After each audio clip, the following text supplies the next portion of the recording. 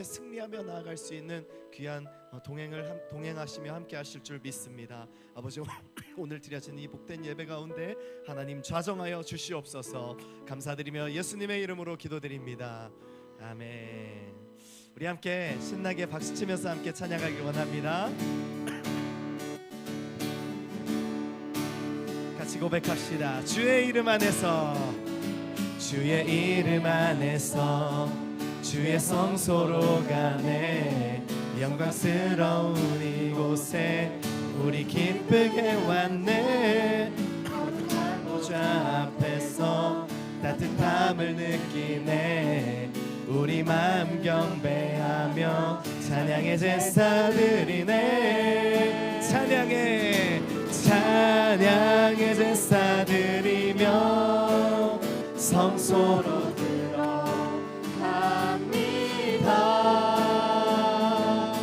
찬양의 제사 드리며 성소로 들어갑니다. 우리 2절로 고백합시다. 우리 주의 말씀 주시고 우리 감사드리네. 주의 날개 그늘 밑 우리 피난처 됐네. 주의 길을 따르며 우리 주께 순종해. 모든 상황 속에서도 찬양의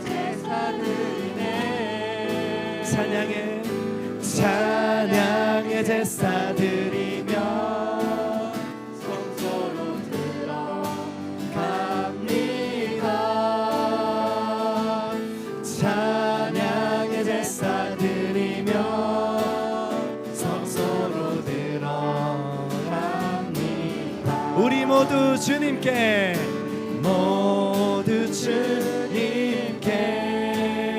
감사의 제사를 드리세. 우리 모두 주님께 기쁨의 제사 드리세. 우리 모두 주님께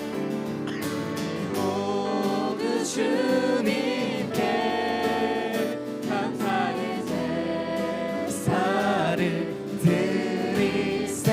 우리 모두 주님께 기쁨의 제사. 우리 한 번 더. 우리 모두 주님께. 우리 모두 주님께 감사의 제사를 드리세. 우리 모두 주님께 기쁨의 제사 드리세. 기쁨의 제사 드리세. 할렐루야. 우리 공동체가 함께 그렇게 예배하는 오늘 이 시간 되길 소망합니다. 아멘. 우리 계속해서 우리 함께 찬양할까요?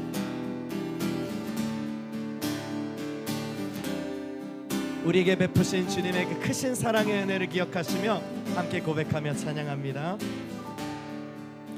사랑 넘치게 주시는 사랑, 날 자녀 삼아 주신 그 사랑 귀하다 하셨네.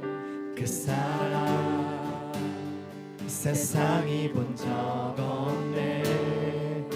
주가 우리 죄 위하여 십자가 달리사 죽기까지 사랑하셨네. 주님 그 사랑 감사해.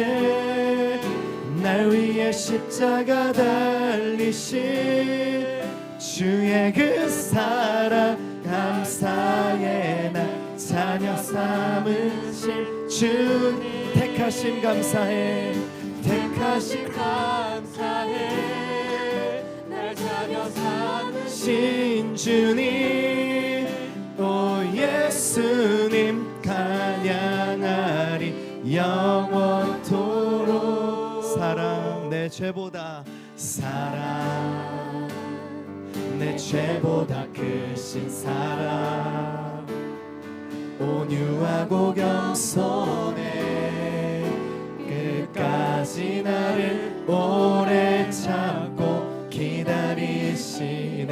그 사랑 수렁에서 건지시고 반석 위에 세우시며 늘 함께 하시니 주님 그 사랑 항상 난 믿네. 주님 그 사랑 감사해. 그 사랑 감사해. 날 위해 십자가 달리신 주의 그 사랑 감사해. 날 자녀 삼으신 주님 택하심 감사해. 택하심 감사해. 날 자녀 삼으신 주님 오 예수님 찬양하. 주님 그 사랑 주님 그 사랑 감사해. 날 위해 십자가 달리신 주의 그 사랑 감사해. 날 자녀 삼으신 주님 택하신 감사해. 날 자녀 삼으신 주님 오 예수님 찬양하리 영원토록. 그 사랑 감사해. 사랑 감사해. 그 사랑 그 사랑 감사해. 그 사랑 감사해. 그 사랑 감사해. 그 사랑 그 사랑 감사해. 할렐루야. 주님의 그 사랑에 그 크신 은혜에 감사드립니다. 우리를 살리신 주님의 은혜에 감사합니다. 아멘.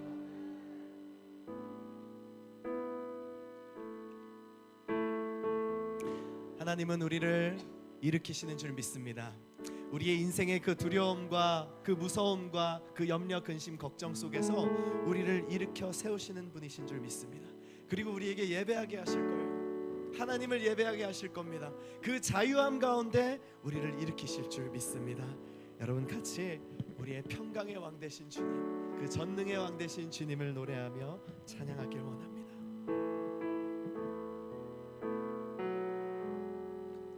앞을 볼 수 없는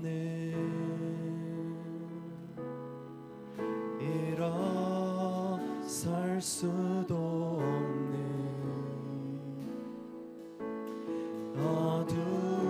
어두웠던 삶도 그가 다시 일으키시네. 돌아갈 수 없는 돌아갈 수 없는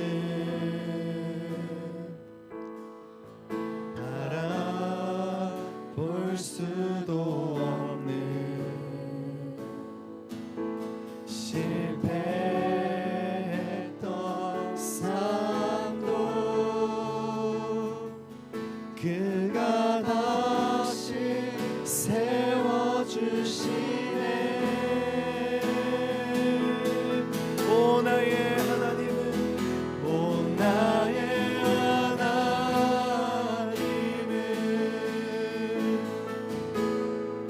전능하신 왕이라. 오 나의 하나님은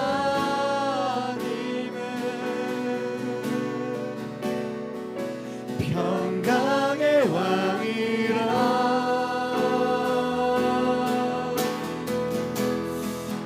오 신실하신 사랑 영원히 변치 않네. 오 영원하신 이름 그 이름 찬양해. 오 나의 하나님은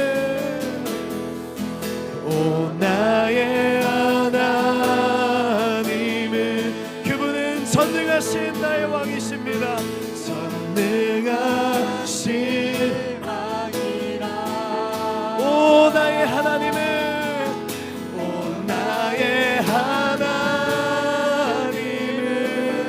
평강의 왕이라. 평강의 왕이라. 우리를 향하신 그 신실하신 사랑을 고백하며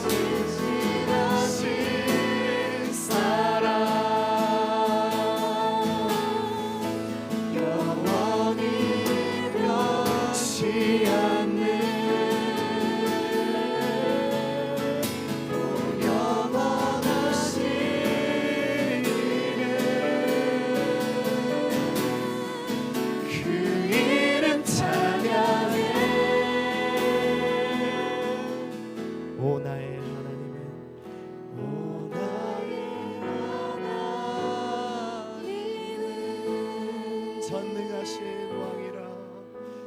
전능하신 왕이라. 오 나의 하나님은 평강의 왕이라. 평강의 왕이라.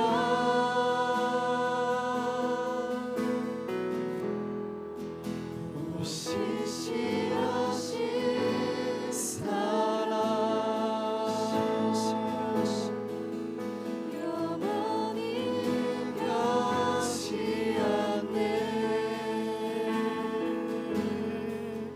오 영원하신 이름,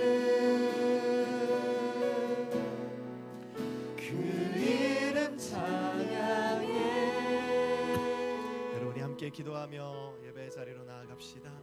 그렇습니다. 주님, 우리가 찬양했던 이 가사의 고백처럼 주님은 나의 하나님이십니다.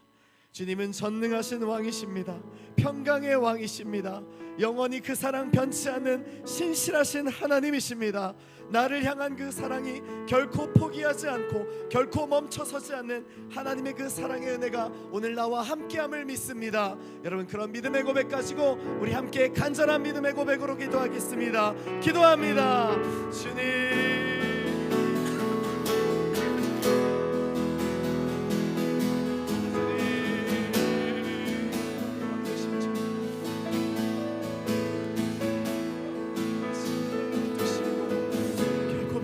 신실하신 주님의 이름을 높이며 찬양합니다. 아버지 하나님,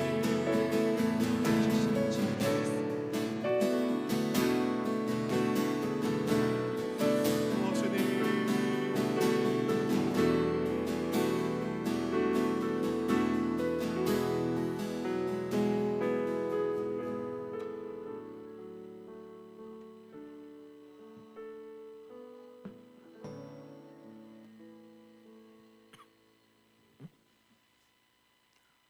사랑과 은혜가 풍성하신 아버지 하나님, 오늘 주님의 날에 복된 주일에 함께 우리 공동체가 모여서 주님 앞에 나아가 예배할 수 있음에 감사와 영광을 올려드립니다.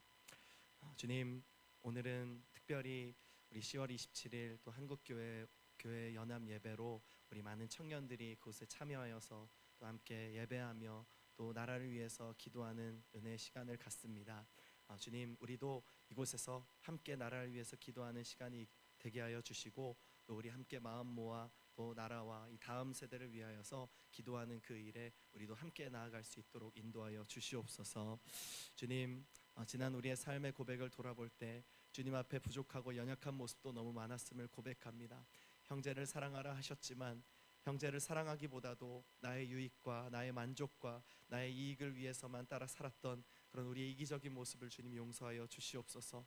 오늘 주님의 예배 전 가운데 주님께 예배드리며 우리의 마음의 중심을 주님께 쏟아내는 그런 귀하고 복된 예배 되도록 함께하여 주옵소서.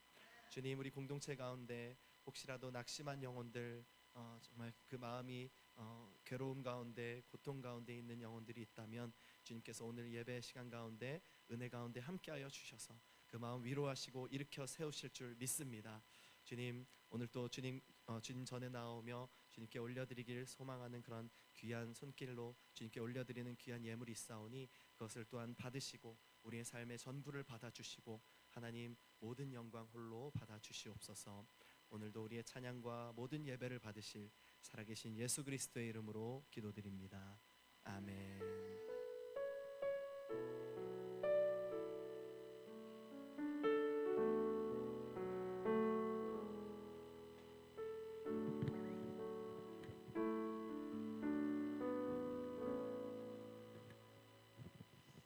네, 우리 함께 하나님 말씀 보도록 하겠습니다. 오늘 우리에게 주시는 하나님 말씀은 욥기 42장 2절에서 5절의 말씀입니다.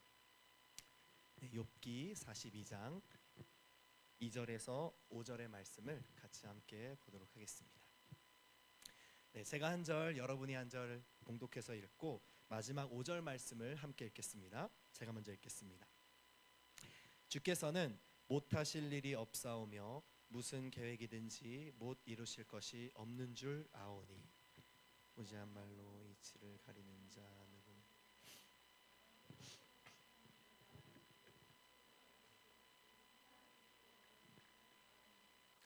내가 말하겠사오니 주는 들으시고 내가 주께 묻겠사오니 주여 내게 알게 하옵소서. 내가 주께 대하여 귀로 듣기만 하였사오나 이제는 눈으로 주를 배옵나이다. 아멘. 네, 하나님을 눈으로 배웁습니다라는 제목으로 같이 말씀의 은혜를 나눴으면 좋겠습니다. 여러분 우리 옆에 양옆에 좌우 앞에 앞뒤로 계신 우리 형제자매들 같이 함께 이렇게 인사하고 우리 시작했으면 좋겠습니다. 안녕하세요. 같이 인사해 주세요. 안녕하세요. 우리 앞뒤로도 여러분 너무 쑥스럽고 어색해하지 마시고 안녕하세요. 우리 주님 안에서 한 몸 공동체니까 같이 우리 이렇게 1, 2청 연합으로 예배를 드리는 것도 너무 귀한 시간이라고 생각합니다. 여러분 정말 안녕하십니까? 우리가 안녕하세요 이렇게 인사를 하고 또 우리가 만나는 사람들에게 또 친구들에게 또는 어른들에게 항상 만날 때 우리나라의 인사는 안녕하세요잖아요. 그래서 우리가 관례적으로라도 안녕하세요 이렇게 인사를 합니다. 그런데 여러분 이 안녕하십니까? 이 안녕하다라는 이 어떤 이제 언어 이 단어를 보면 이게 국어사전적 정의는 이렇게 되어 있습니다. 안녕하다, 아무 탈 없이 편안하다라는 의미를 가지고 있습니다. 그러니까 우리가 안녕하세요, 안녕하십니까 이렇게 인사를 하는 것은 정말 아무 탈 없이 평안히 잘 지내고 계십니까? 이런 이런 어떤 인사이기도 한 것입니다. 그래서 여러분 저 오늘 이렇게 말씀을 시작하기에 앞서서 제가 한 가지 좀 질문을 드리고 시작하고 싶습니다. 우리 청년 여러분들 세대라면은 아마 한 번쯤은 고민해보고 생각해봤을 어떤 질문이라고 생각합니다. 그것은 뭐냐면 하나님이 선하신데 왜 이 땅에 고통이 존재하는가라는 질문입니다. 이런 질문을 여러분 해보셨죠? 하나님은 선하신데 왜 이 땅에 고통이 존재하는가? 우리나라에도 그런 큰 사건 이슈들이 많지 않았습니까? 벌써 10년도 더 넘었나요? 세월호 사건도 큰 어떤 어려움의 사건이 또 있었고, 그리고 작년이었죠. 작년 이맘때에 또 저 이태원에서 그런 안타까운 사고도 있었습니다. 이런 어떤 여러 가지 고통과 그 아픔을 보면서 우리는 이런 질문을 하게 된다는 거예요. 하나님이 선하신데 왜 이 땅에 고통이 존재하는가? 어떤 그런 아픔이 존재하는가? 이 질문을 여러분 청년대를 지나가는 우리 세대라면 한 번쯤은 해봤을 것입니다. 이게 참 어려운 주제이고 이것은 어려운 질문입니다. 그래서 오늘 우리가 이 욥기를 함께 살펴보려고 하는데요. 여러분 욥을 떠올리면은 여러분 가장 먼저 무엇이 생각나시나요? 욥기.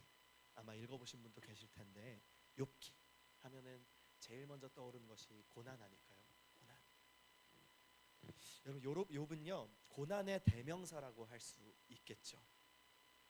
이 땅에 참 무수한 고난이 많고 아픔이 많고 정말 이해할 수 없고 헤아릴 수 없는 그런 고통의 일들이 많다고 하지만 아마도 이 욥처럼 욥과 같은 시련을 겪은 사람은요 손에 꼽을 정도로 찾기가 어려울 정도로 그만큼 욥은 엄청난 고통과 시련을 당했던 인물이었다라는 것입니다.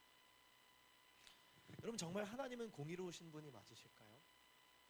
우리 어떤 그 고통의 문제 앞에서 우리가 정말 이해할 수 없는 해답을 내릴 수 없는 그 어떤 고통과 고난 앞에서 하나님은 정말 공의로우신 분이 맞으십니까?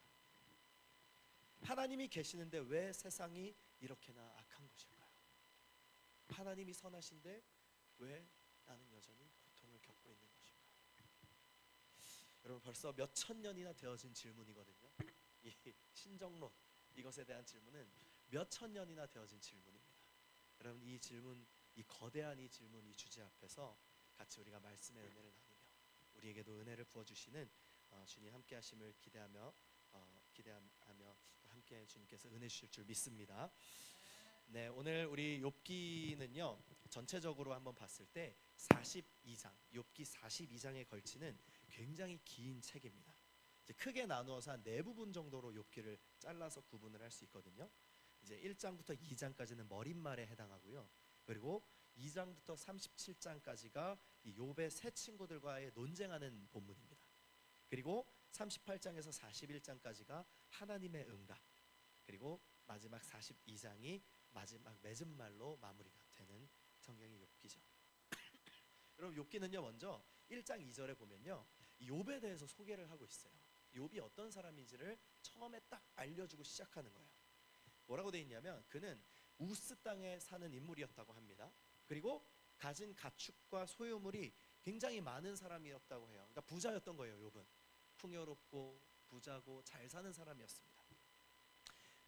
그리고 이제 욥기 마지막 기록을 통해서 그가 140년을 살고 죽었다라는 기록을 통해서 우리가 알 수 있는데, 우리가 이 성경 본문을 쭉 살펴봤을 때 욥은요, 아마도 이 아브라함과 같이 이 창세기 족장 시대에 살았던 인물이었다라고 우리가 추정합니다. 그리고 성경이 기록하기로 욥은 아주 온전한 사람이었다라고 기록을 하는데요, 늘 자신의 행위를 살피는 사람이었어요. 내가 혹시라도 이웃에게 내가 지은 죄는 없나? 내가 혹시라도 우리 아내에게, 우리 자녀들에게 내가 심한 말로 그들의 마음을 아프게 한 것은 없나? 늘 자신을 살필 줄 아는 사람이 욥이었어요. 그래서 혹시라도 누군가를 해친 일이 있거든 항상 갚고, 또 하나님께 제사를 드리며, 때가 되면 제사 드리며 하나님께 회개하는 그런 굉장히 행위가 아주 온전한 사람이었다, 이렇게 기록을 합니다. 그래서 이 욥에 대한 소개가 이렇게 끝나고요, 그 다음 장면이 바뀌는데 어떤 내용으로 바뀌냐면, 천상의 예배, 하늘나라에서 드려지는 어떤 천상회의의 시간으로 이 어떤 장면이 바뀌게 됩니다. 이제 하나님과 하나님의 아들들이라고도 표현하는데 그런 어떤 천사들이 모인 거겠죠. 천사들이 모여서 회의를 하고 있습니다. 그런데 여기에 저 멀리서 사탄이라는 자가 와서 하나님 앞에 나타납니다. 하나님 앞에 찾아온 거예요. 찾아와서 이런 얘기를 하는 거죠. 하나님, 욥이 이유가 없이 하나님을 섬기는 것이 아닙니다. 어떻게 사람이 이유가 없이 하나님을 예배하고 하나님을 찬양할 수 있겠습니까? 하나님이 주신 그 복, 욥이 잘 살도록 주신 그 풍성한 그 은혜의 복, 그 재물과 재산을 하나님이 주셨기 때문에 욥이 그렇게 하나님을 예배하고 그렇게 진실하게 사는 거 아닙니까? 욥이 그 사탄이 하나님께 이렇게 말을 하는 거예요. 그러니까 욥을 시험할 것을 제안합니다, 이 사탄이. 그래서 하나님이 이것을 허용하시고 이때로부터 욥의 이해할 수 없는 고난이 엄청나게 시작되게 된 것이죠. 여러분, 어떤 고난들이었을까요? 이 성경 그 내용에서 기록하기 이런 고난들이었어요. 저 이방 민족 스바 사람들이라고 하는 그 이방 민족들이 막 습격해서 와서 이 욥의 소유가 많으니까 이 소와 나귀와 당시 이제 뭐 양도 많았겠고 이제 들판에서 이렇게 뛰어놀면서 살았겠죠. 풀도 뜯어먹으면서. 근데 스바 사람들이 습격해 와가지고 소, 나귀, 모든 밭을 다 약탈하고 종들을 죽였다라는 그런 충격적인 소식을 듣게 됩니다. 그리고 하늘에서 불이 떨어졌대요. 불이 떨어져서 자신의 그 양들과 종들을 또 다 살라버리는 그런 소식. 그리고 갈대아 사람들이 이번엔 쳐들어옵니다. 갈대아 사람들이 쳐들어와서 낙타를 다 빼앗아가고 그걸 관리하는 종들을 다 죽였다는 소식. 그리고 결정적으로 충격적인 일들은 소식은 뭐였냐면 욥의 자녀들이요, 많이 있었어요. 그 욥의 자녀들이 함께 모여가지고 식사를 나누고 있었거든요. 우리 친척들, 형제자매들 모이면 같이 뭐 맛있게 밥 먹으면서 또 이야기도 나누지 않습니까?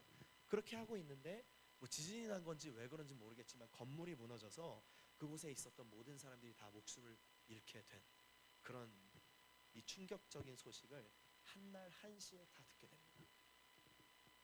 종이 와서 보고하는 거예요. 주인이니까. 주인님, 큰일 났습니다. 우리 키우던 양떼들이 모두 다 불살라지고 다 죽었습니다. 어떡합니까? 해서 욥이 대답하기도 전에, 이 사람이 일어나기도 전에 다른 사람이 또 뛰어가지고 그렇게 보고를 계속하는 거죠. 자녀들도 다 죽었습니다.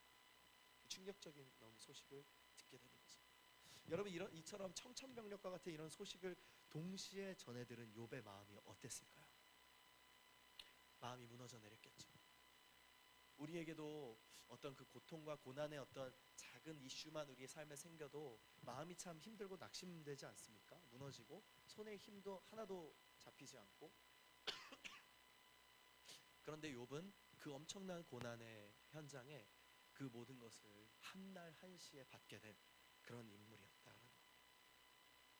그런데 참 신기한 게도 그는 하나님 자신이 섬기는 여호와 하나님을 욕하지 않고 오히려 내가 모태에서 알몸으로 나왔은지 내가 다시 하나님께 알몸으로 돌아갈 것입니다. 이렇게 고백을 합니다. 주시니도 여호와시고 거두시니도 여호와 아니시겠는가.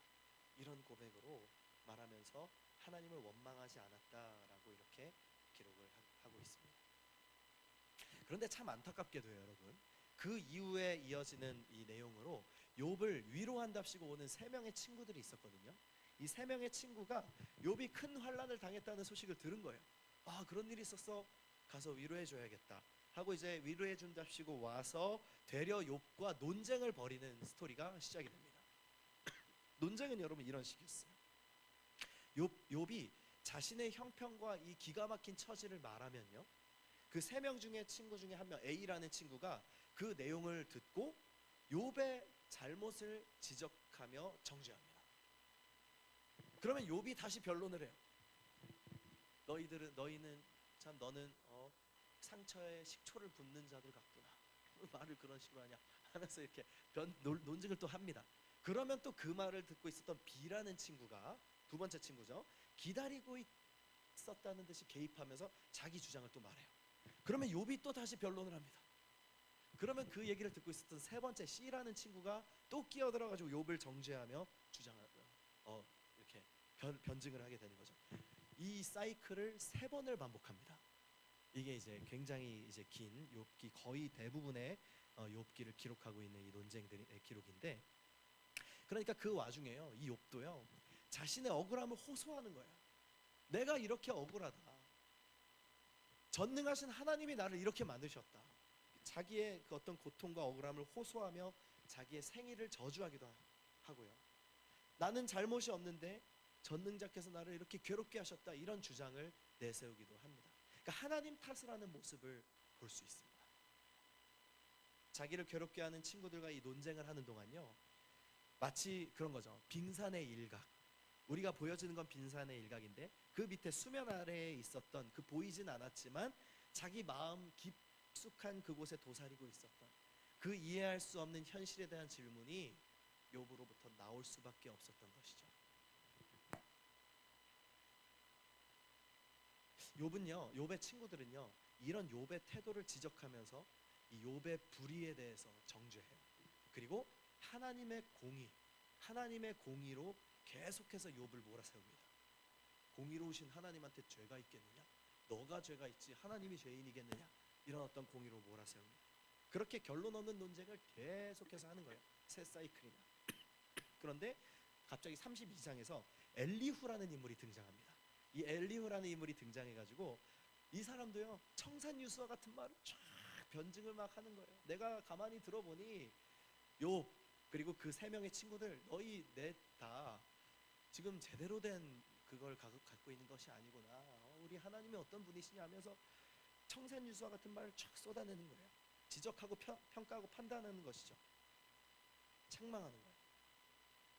그런데 여러분, 이 엘리후도요, 그 어떤 대답 가운데 어떤 그런 뭐랄까요, 건설적인 어떤 대답을 내지를 못했어요. 그들의 어떤 얘기를 가만히 듣고 말을 했다면 이제 그것을 종합해서 그래, 그렇기 때문에 이런 고통이 있었고 뭔가 해답을 제시를 해줘야 되는데 엘리후도 그런 말을 못하는 거예요. 그냥 자기의 어떤 의로움, 자기 생각 이런 것을 쫙 펼쳐놓습니다. 여러분 이게 뭘 하는 거예요? 고대 지혜자들을 대표합니다. 이 욥의 세 친구들, 그리고 엘리후라는 사람들, 욥도 그렇죠. 고대 지혜자들을 대표해요. 그 지혜자들을 끌어모아다가 논쟁을 벌여봐도 결국 이 고통과 고난의 문제 앞에서 어떤 새로운 해결책이나 의미 있는 결론을 짓지 못한다는 것입니다. 인간의 지혜의 한계가 드러나는 모습을 보여주는 거죠. 인간의 지혜의 한계. 여러분 정말 그런 것 같습니다. 오늘날도 그렇지 않습니까? 여러분 지난 몇 세기 동안 정말 이 세상에서, 지구상에서 똑똑하다는 학자들, 철학자들 다 모여서 각자의 주장을 펼쳤잖아요. 여러분 뭐 대학교 다닐 때 여러분 뭐 철학 시간 배우신 분도 계시고, 뭐 고등학생 때도 윤리 이런 데 보면은 철학에 대한 뭐 데카르트라든지 이런 똑똑한 사람들 많이 나오잖아요. 그런 어떤 각자의 주장을 펴는데 명확히 답을 내릴 수 없다는 것이 많다는 거예요. 이 세상의 똑똑한 지혜자들 다 모아놔도 인생의 죽음 이후에는 무엇이 기다리고 있을지, 우리의 죽음 이후에 어떤 것이 펼쳐지게 될지, 진화인지 창조인지, 언어의 기원은 어떻게 확인할 수 있는지, 그리고 오늘의 주제인 이 고통과 악의 문제에 대한 이 부분들을요, 세상의 모든 지혜자들을 다 모아놔도요 명쾌하게 이것을 해답을 낼 수 없다는 그 결론, 사람의 지혜는 그 한계를 드러낼 수밖에 없다는 그 결론을 보여주고 있다는 거예요. 다들 추측만 하고 자신의 이론을 말할 뿐이지 그 누구도 명확하게 답을 내리지 못하는 것입니다.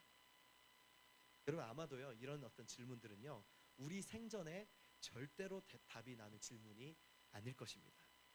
이게 바로 인간의 한계예요. 인간의 한계 때문에 그렇습니다. 여러분 우리가 이 창세기에 보면요, 이 창세기 보면 하나님이 태초를 창조하시고 누구와 누구를, 사람 누구를 창조하셨죠? 아담을 창조하시고, 또 아담의 갈비뼈로 누구를 창조하십니까? 하와를 창조하시잖아요. 남자와 여자를 이제 창조하시고 빚으셨고 이제 코에 생기를 불어넣으셨다 이렇게 되어 있어요. 그러니까 아담이 눈을 떠보니까요 온갖 아름다운 세상이 펼쳐져 있는 거예요.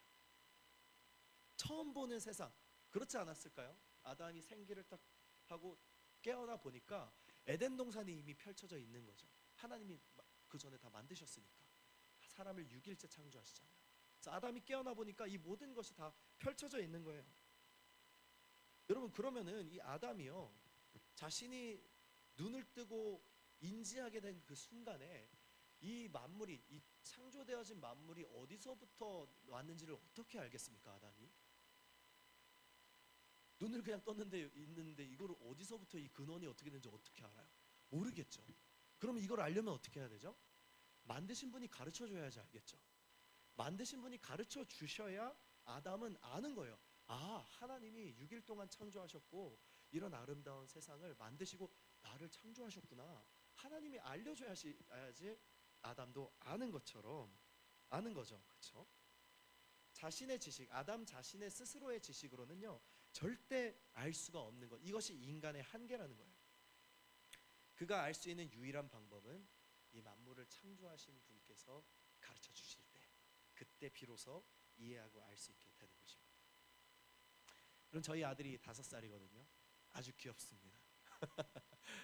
아주 저를 닮아서 굉장히 개구장이 사고를 많이 치고 다닐 것 같아요. 앞으로 제가 어렸을 때 이렇게 5살인가 6살 때 아파트 주차장에 놀러 나가서 돌멩이로 거기 주차되어 있는 차에 그림을 그렇게 다 그리고 다녔거든요. 제가 그게 잘못하는 건지 몰랐습니다. 전 그때.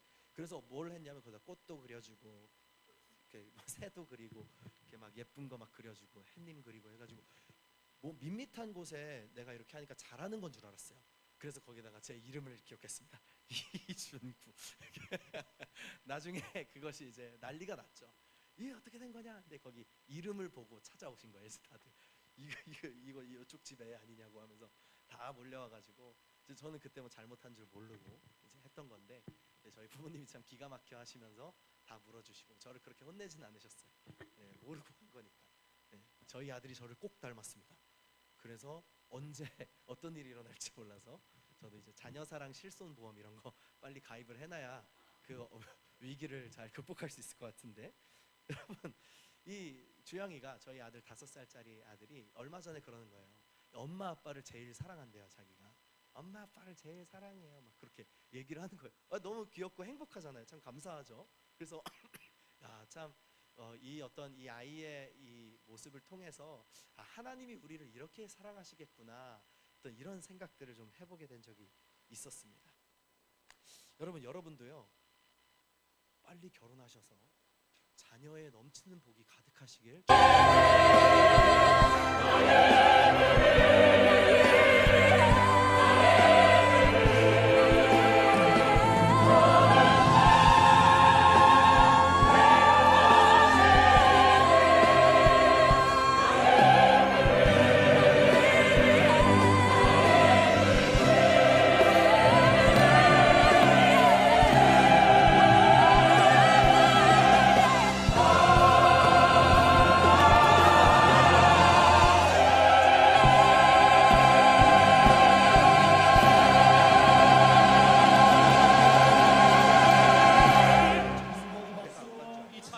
동참하도록 하겠습니다. 하나님 감사합니다. 하나님 찬양합니다. 이제 하나님의 말씀을 듣는 시간입니다. 박한수 목사님과 김양재 목사님께서 나오셔서 하나님의 말씀을 선포해 주시겠습니다. 박한수 목사님께서는 차별금지법과 젠더 성혁명에 대해 한국교회를 향해 강력한 메시지를 전해주고 계신 분이십니다.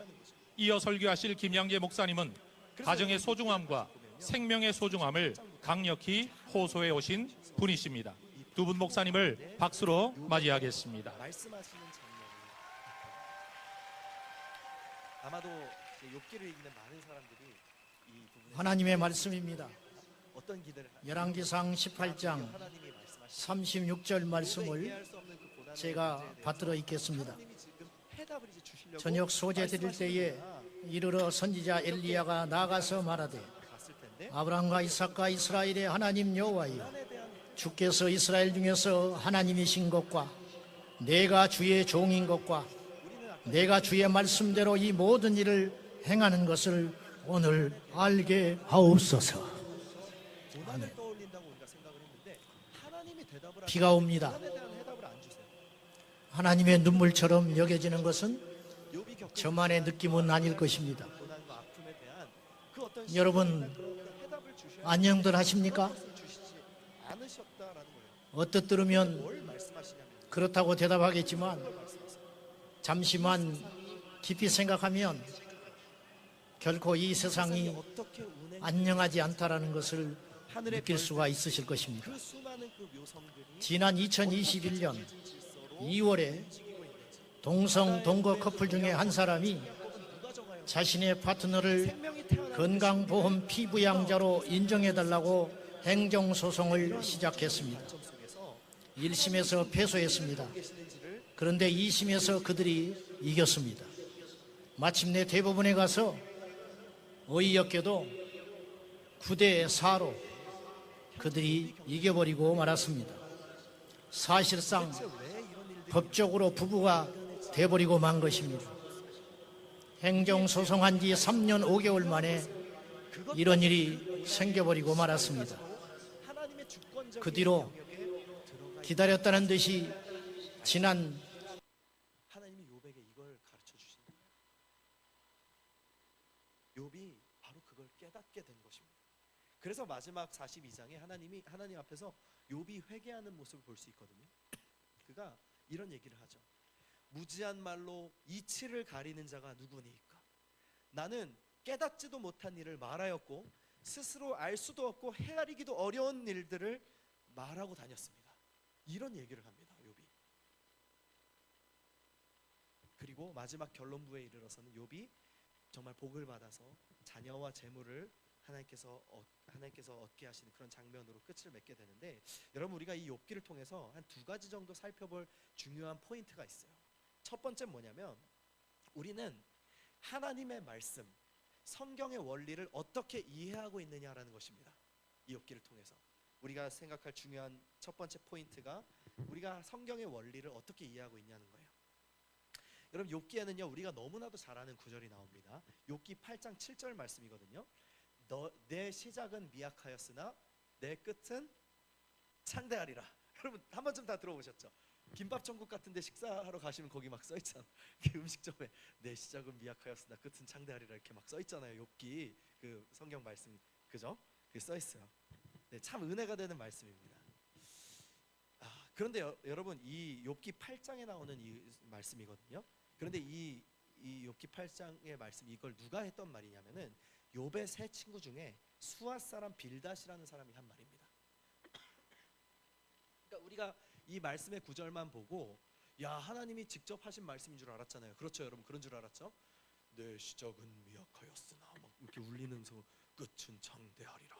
막 왠지 막 그 들리는 성경 막 이런 거 들으면 그런 것처럼 하는데 근데 여기 보면은 그 들리는 성경 재생해 보면은 내 시작은 미약하였으나 끝은 창대하리라 뭐 이렇게 나와요.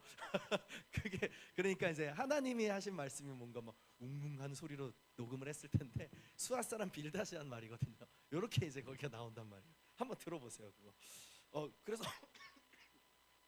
그래서 이게 하나님의 말씀이 아니네라고 우리가 생각을 하면서 이 수앗 사람 빌닷이 말한 안 좋은 말씀이다라는 어떤 인식을 되려 갖게 되면서 이 말씀을 부담스러워하는 사람도 사실 있습니다. 여러분들 그런데 잘 보세요. 이 말은 틀린 말이 아닙니다. 성경은요 하나님께서 쓰신 이 성경의 기록은요 분명히 인과응보를 말씀하세요. 인과응보. 신명기 28장 말씀에서도 강조하시는 것이 뭐냐면 내가 내 하나님 여호와의 말씀을 잘 듣고 행하면 복을 주신다는 것입니다. 그러나 만일 내 하나님 여호와의 말씀을 순종하지 아니하고 모든 명령과 규례를 지켜 행하지 아니하면 저주가 내게 임할 것이다. 이게 신명기의 말씀의 기록이란 말이에요. 그리고 여러분 시편 1편에서도 어떻게 말씀하십니까? 무릇 의인들의 길은 여호와께서 인정하시나 악인들의 길은 망하리로다 이렇게 말씀하시죠. 그러니까 여러분 모세오경에서도 또 시편이나 잠언과 같은 말씀에서도 반복적으로 나타나는 어떤 그 정통 신학의 원리는요 의인은 흥하고 악인은 망한다라는 원리를 가지고 있다는 거예요. 의인은 흥하고 악인은 망한다. 그래서 이 수앗 사람 빌닷이 한 이 말이 틀린 말이 아닙니다. 내 시작은 미약하였으나 끝은 창대하리라 이 말이 틀린 말이 아니에요. 그 원리의 어떤 내용들을 이 욥의 세 친구들은 잘 알고 있었던 거죠. 그런데 그렇다면 여러분 이 욥의 이 세 명의 친구들의 문제가 뭐였는지 아세요? 이 정통 신학이 말하는 이 원리 있잖아요. 의인은 흥하고 악인은 망한다. 이것을요 이 원리를 거꾸로 적용시키고 있었던 거예요. 흥하면 의인이고 망하면 악인이다. 이 뉘앙스의 차이가 느껴지십니까? 흥하면 의인이고 망하면 악인이라는 너 욥의 너의 형편을 보니까 너한테 뭔가 죄가 있구나. 너가 죄가 없다면 그런 일이 일어났겠느냐. 이 프레임을 가지고 욥을 정죄하기 시작했다라는 겁니다. 그렇게 비난하는 거예요. 회개해서 광명 찾아라. 그러면 너의 끝이 창대할 것이다. 이런 의미로 쓰고 있다는 거예요. 올바른 원리를 가지고 잘못 적용하고 있는 그런 대표적인 케이스인 것이죠. 여러분 뭐 그런 거 있지 않습니까? 아니 저 형제는 하나님 잘 섬기는 줄 알았는데 왜 저 형제의 삶은 잘 안 풀릴까? 이런 어떤 거. 저 자매는 기도 진짜 열심히 하는 줄 알았는데 하나님이 별로 저 자매의 삶을 돌보지 않으시나 봐. 이런 어떤 질문들. 근데 이게 누군가를 바라볼 때만 그런 생각을 갖는 것이 아니라 때로는 나 자신이 그렇게 여겨질 때가 있다는 것입니다. 하나님 나를 별로 사랑하지 않으시는가? 내 삶에 어떤 무슨 죄가 있나? 내가 그래도 어렸을 때부터 모태신앙으로 주님 예배하고 예배 빠지지 않으려고 내가 하는데 왜 하나님은 내 삶의 길을 열어주지 않으실까? 왜 이런 어떤 아픔과 고통이 계속되는 것일까? 이런 질문들이 내 자신에게 그런 질문을 할 때도 있다라는 것입니다. 욥의 친구들의 관점이죠. 의인은 흥하고 악인은 망한다가 아니라 흥하면 의인이고 망하면 악인이다. 이런 어떤 프레임으로 나조차도 나를 그렇게 생각하고 있었는지도 모릅니다. 여러분, 그래서요, 우리가 이런 관점을 우리가 주의해야 됩니다. 하나님은요, 우리를 이 어떤 말씀의 어떤 율례 말씀을 가지고 우리를 억압하려고 하시는 분이 아니세요. 우리를 자유케 하시기 위하신 하나님이십니다. 그렇기 때문에 율법의 말씀을 주신 것이죠. 많은 사람들이 오해를 합니다. 이 법이라고 하는 것, 하나님이 우리에게 주신 법이 우리를 구속한다고 생각을 해요. 그런데 그렇지 않습니다. 하나님의 이 율법의 말씀은요, 사람이 사람답게 살아가기 위해서, 정말 하나님의 자녀답게 살아가기 위해서 이 땅에서 무엇이 가장 큰 행복이며 무엇이 가장 가치 있는 일이며 정말 무엇이 우리가 가장 안전한 길을 걸어갈 수 있는 것인지에 대한 하나님의 요청인 거예요. 요청. 우리가 그래서 하나님의 그 말씀의 법을 우리 안에 잘 세워가야 합니다. 하나님, 나를 자유케 하길 원하시는 거예요. 이 말씀 안에서 나를 건강하게 세워가길 원하시는 거예요. 그런 어떤 부분이라는 거죠. 그리고 여러분, 우리가 함께 살펴볼 두 번째 포인트로요, 이 고난에 대한 것과 하나님의 공의에 대한 부분입니다. 선하신 하나님이 계신데 왜 이 땅에 고통이 존재하는가? 여러분, 아까도 말씀드렸지만 이런 질문은요, 이미 벌써 오래전부터 몇천 년 전부터 계속 있었던 질문이에요. 결론이 났을까요? 결론을 아직 내지를 못했습니다. 똑똑한 사람들 다 모아다가, 그 석학들, 그 철학자들 다 모아다가 이 문제에 대해서 다 언급을 하는데 아무도 답을 못 냅니다. 욥기에서도요, 욥이 의인으로서 그가 왜 이런 고난을 겪었는지, 그 이유가 무엇인지 그 해답을 제시하지는 않으세요. 그런데 여러분, 사실 우리가 생각해 볼 중요한 지점이 있는데 그건 뭐냐면요, 선하신 하나님이 계시는데 왜 고통과 악이 존재하느냐? 이 질문은요, 너무 이성적이고 학문적인 질문이라는 것입니다. 그러니까 지적인 궁금증을 해결하고 싶은 그 의도에서 비롯된 질문일 수 있다는 거예요. 그러니까 극심한 고통을 겪는 당사자가 아닌 제3자의 시점에서 할 수 있는 질문의 류라는 것이죠. 어떤 말씀인지 이해가 되십니까? 그 질문의 류라는 거예요. 오, 선하고 위대하신 하나님이 살아계시는데 왜 이 땅에는, 이 열방에는 고통과 악이 존재합니까? 3인칭이죠. 그런데 여러분, 정작 사랑하는 가족을 사고로 잃거나 또는 생각지 못한 질병으로, 그런 아픔으로 고통을 겪는 사람들은요, 그런 식으로 질문하지 않습니다. 정말 기가 막힌 그 고난의 현실을 직면한 사람들은요, 거의 반사적으로 이렇게 질문해요. 하나님, 어떻게 나에게 이럴 수 있습니까? 하나님, 어떻게 나를 이렇게 비참하게 만드실 수 있습니까? 이렇게 질문한다는 거예요. 3인칭의 시점의 질문이 아니에요. 그 고난을 직접 겪는 1인칭의 시점으로서 하나님 앞에 서는 사람들입니다. 여러분, 우리의 인생은요, 크고 작은 많은 고난의 터널을 지나갑니다. 아마 지금도 여러분 그 고난 가운데 계시는 청년들이 계실지 모르겠습니다. 여러분, 그럴 때 그 고난받는 자의 마음으로부터 그 애통한 질문은요, 내가 무슨 죄를 지었나? 하나님이 나를 심판하시는 중인가? 나는 그렇게 심각한 죄를 짓지 않았는데 하나님 너무하신 것 아닌가? 하나님이 살아계시다고 하시는데 왜 나에게 이런 고난을 주시는가? 이렇게 질문을 하게 되죠. 이것이 바로 욥의 질문들이었다는 겁니다.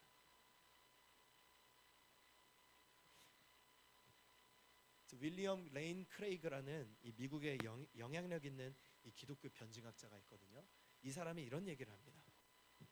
고통에 대한 지적인 어떤 의문과 고통에 대한 지적인 의문과 고통에 대한 감정적인 의문을 구분해야 한다라고 말합니다. 그러니까 이 고통의 문제에 대해서 3인칭의 시점에 어떤 지적인 의문 방식으로 접근을 하면요, 그 해답을 절대로 찾을 수 없다는 겁니다. 하나님이 왜 이런 고난을 주시는지, 왜 하나님은 선하신데 악이 이 땅에 존재하시는지 이 답을 내릴 수가 없다는 거예요. 몇 천 년 동안 사람들이 이걸 하고 있었던 겁니다. 반면에 감정적인 의무는 무엇이죠?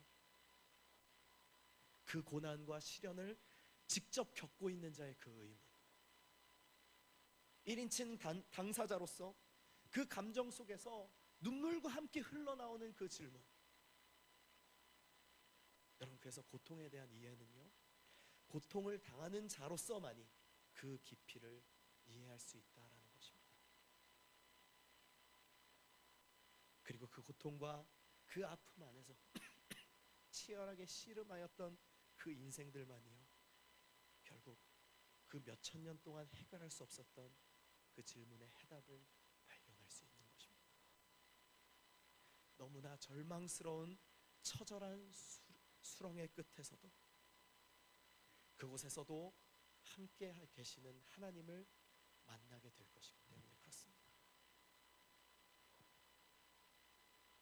욥은요, 자신의 지혜로는 도저히 이해할 수 없는 그 고통을 겪고 있지만, 그래서 내 안에 어떤 수면 아래에 있었던 그 원망의 말들을 쏟아내기도 하였지만, 그러나 그 욥, 그 자신의 그 지혜를 뛰어넘으시는 하나님은 결코 불의하지 않으시며 여전히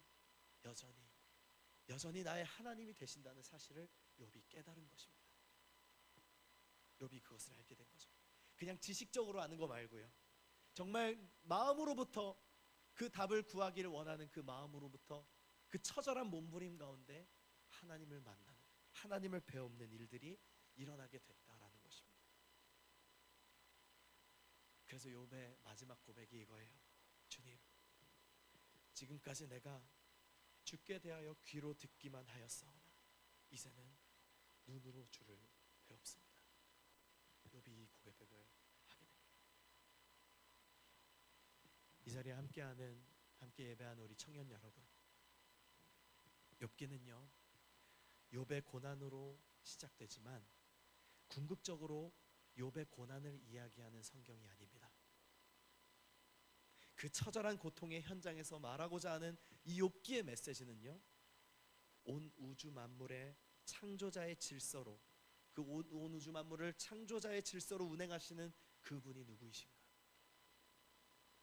우주의 신비와 생명의 신비와 자연의 신비와 삶과 죽음의 그 인생의 모든 희노애락을 주관하시는 그 주관자가 누구이신가? 우리 인생의 지혜로는 다 담을 수도 없고 판단할 수도 없는 하나님을 논하는 책이 바로 욥기라는 것입니다. 혹시 지금 이 자리에 이해할 수 없는 그런 고통과 아픔 가운데 계신 여러분들 혹시 계십니까? 어디서부터 다시 일어나야 할지, 어디서부터 일어날 수 있을지 그런 낙심한 마음을 가지고 있는 청년 여러분들 계십니까? 그 두려움 앞에서 내 인생의 해답을 구하고 있지만 정작 해답을 내릴 수 없는 그 고통의 현장 가운데 눈물을 흘리며 고통 가운데 있는 우리 청년 여러분들 계십니까? 여러분, 하나님이 여러분 알고 계십니다. 그 고통의 1인칭으로 하나님을 만나는 그런 축복을 우리에게 주실 줄 믿습니다. 그러면요, 우리에게 있었던 그 무거운 질문이 그 무거운 질문의 해답을 하나님께서 우리에게 주시는 거예요. 그것으로 모든 것이 끝나게 됩니다. 욥은 그것을 깨달은 인생인 줄 믿습니다. 여러분, 우리 같이 찬양하면서 같이 기도하는 시간 되었으면 좋겠는데요, 하나님은 우리를 결코 잊지 않으셨어요. 우리를 결코 홀로 내버려 두지 않으십니다. 그 고통 가운데 겪는 욥을요, 멀리서 방관자로 욥을 방치해 두지 않으셨어요. 왜 그럴까요? 하나님이 아버지이시기 때문에 그렇죠. 고통을 받는 우리의 아버지가 되시기 때문에 하나님 우리를 결코 포기할 수 없는 줄 믿습니다. 같이 우리 찬양 고백하고 같이 기도했으면 좋겠습니다.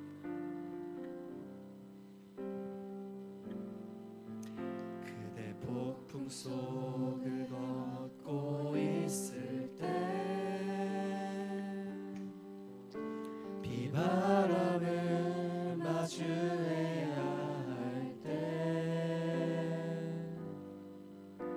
불빛조차 보이지 않아도 걷지 않을 거예요. 두려움 앞에서 두려움 앞에서 하늘을 보아요. 외로운 그대여 걱정 마요. 꿈꾸는 그 길을 또 걷고 걸어요.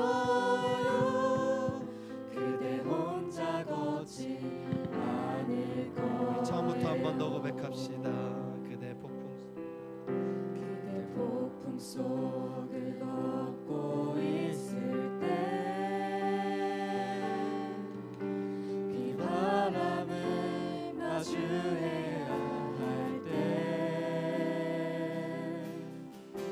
불빛조차 보이지 않아도 그대 혼자 걷지 않을 거예요. 두려움 앞에서 두려움 앞에서 하늘을 보아요. 외로운 그대여 걱정 마요. 꿈꾸는 그 길을 또 걷고 걸어요. 그대 혼자 걷지 않을 거예요. 우리 목소리 높여 고백합시다. 그대 폭풍 속을 걷고 있을 때 비바람을 마주해야 할 때 불빛조차 보이지 않아도 그대 혼자 걷지 않을 거예요. 두려움 앞에서 두려움 앞에서 하늘을 보아요. 외로운 그대여 걱정 마요. 꿈꾸는 그 길을 또 걷고 걸어요. 그대 혼자 걷지 않을 거예요. 두려움 앞에서 두려움 앞에서 하늘을 보아요. 외로운 그대여 걱정 마요. 꿈꾸는 그 길을 또 걷고 걸어요. 그대 혼자 걷지 않을 거예요. 여러분, 자녀가 고통스러워하는 그 자리에서요, 부모님의 마음은 어떻죠? 우리가 아직 부모가 되어보지 않아서 잘 모르겠지만, 그러나 나를 낳아주시고 길러주신 그 부모님의 그 모델을 우리가 볼 때, 우리가 아프고 고통스러울 때 부모님도 잠을 이룰 수 없었고 함께 아파하며 고통하며 있는 거 없는 거 다 모아서 내 사랑하는 아들 그 피부병 고쳐주려고, 그 아픔 고쳐주려고 다 소진해도 아깝지 않은 게 부모의 마음이었겠죠. 여러분, 이 자녀가 고통스러워하면 부모가 더 아파하는 것, 마치 우리 하나님 아버지의 마음이 그렇다는 것입니다. 여러분, 고난은요 분명 우리를 힘들게 합니다. 우리의 마음을 무너지게 할 수도 있습니다. 그 앞에서 너무나 고통스러운 그런 시간들과 아픈 시간들을 보내게 될지도 모릅니다. 그런데 여러분, 분명한 것은요, 하나님은 그 고난의 길을 결코 홀로 걷게 하지 않으신다라는 거예요. 우리와 함께 하시며 우리와 동행하시고 영원히 끝까지 우리를 붙들고 가시는 분이 하나님이십니다. 그래서 여러분, 우리 같이 기도할 때 그동안 누구에게도 말할 수 없었던 그 아픈 마음을 하나님께 아뢰며 고백하기를 원합니다. 하나님, 너무도 어려운 마음으로 주님께 기도합니다. 나의 삶의 형편과 이 고통과 이 아픔과 해결되지 않는 이 문제들을 하나님 앞에 하나님께만 말할 수밖에 없습니다. 주님, 저와 함께 하심을 믿습니다. 여러분, 그런 고백을 가지고 같이 기도했으면 좋겠습니다. 기도하겠습니다. 아버지 하나님,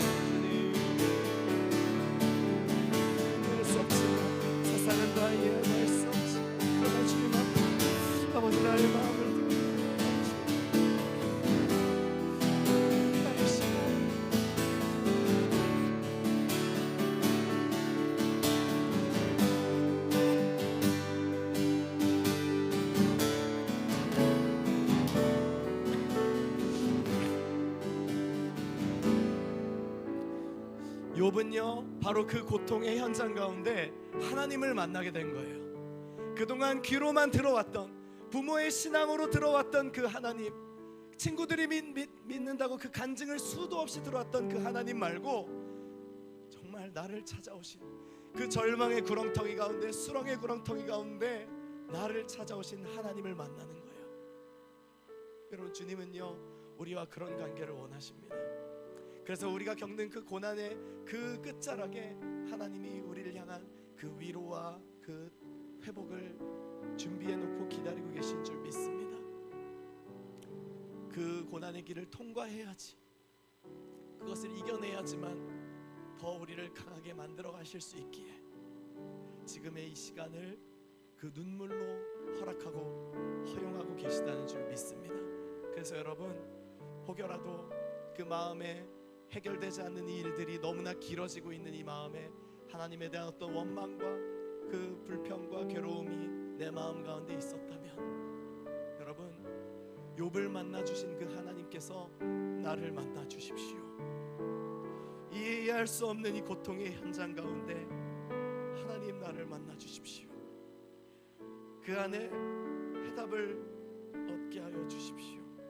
여러분, 그런 고백으로 기도했으면 좋겠습니다. 함께 기도하겠습니다.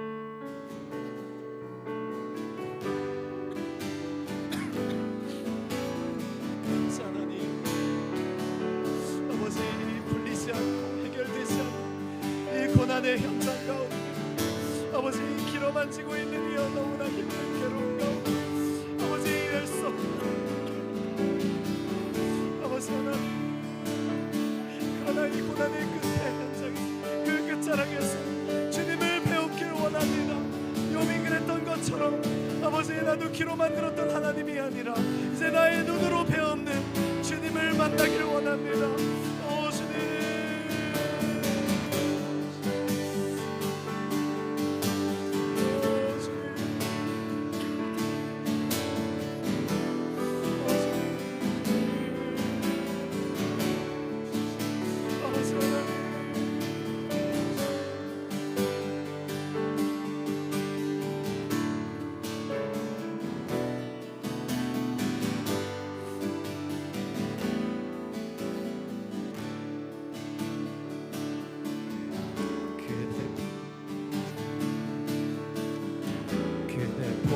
속을 걷고 있을 때, 비바람을 마주해야 할 때, 불빛조차 보이지 않아도 그대 혼자 걷지 않을 거예요. 두려움 앞에서 하늘을 보아요. 외로운 그대여 걱정 마요. 꿈꾸는 그 길을 또 걷고 걸어요. 그대 혼자 걷지 않을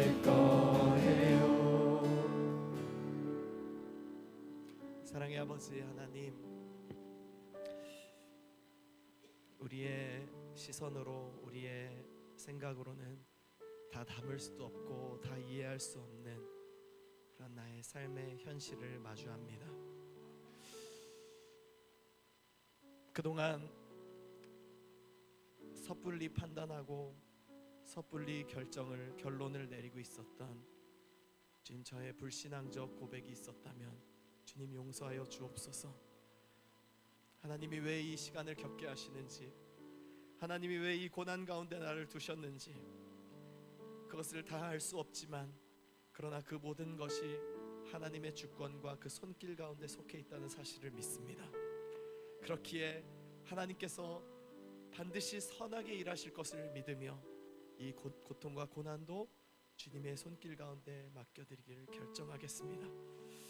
주님, 이제 그 두려움과 그 위축됨과 그 괴로움 가운데서 나의 운전대를, 나의 주권을 하나님께 내어드리는 그 훈련을 조금씩 시작하기를 원합니다. 하나님, 나의 삶을 받아주시고 나를 떠나지 않으시고 함께 하시는 주님과 조금씩 동행하는 나의 삶이 되도록 역사하고 함께하여 주시옵소서. 오늘도 욥기의 말씀을 통해서 우리에게 그렇게 응답하시고 말씀하신 줄 믿습니다. 하나님, 이 고난의 끝에서 주님을 눈으로 배없는 내가 되게 하여 주시옵소서. 감사를 드리며 살아계신 예수님의 이름으로 기도합니다. 아멘. 주 예수 그리스도의 은혜와 하나님의 사랑과 성령의 교통하심이 자신이 겪는 모든 고난의 현장도 하나님의 시간에 하나님의 주권에 달려있다는 사실을 믿으며 이제는 귀로만 들어왔던 하나님을 나의 눈으로 직접 뵙는다는 고백을 올려드리길 소원하는 이곳에 모인 모든 주의 청년들의 학업과 일터와 가정과 사명 위에 지금부터 영원까지 함께 있을지어다. 아멘.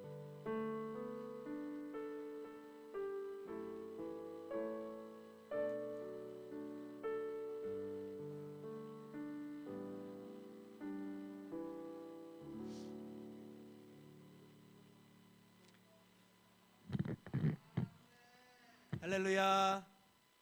네. 네, 교회 소식 전해드리겠습니다.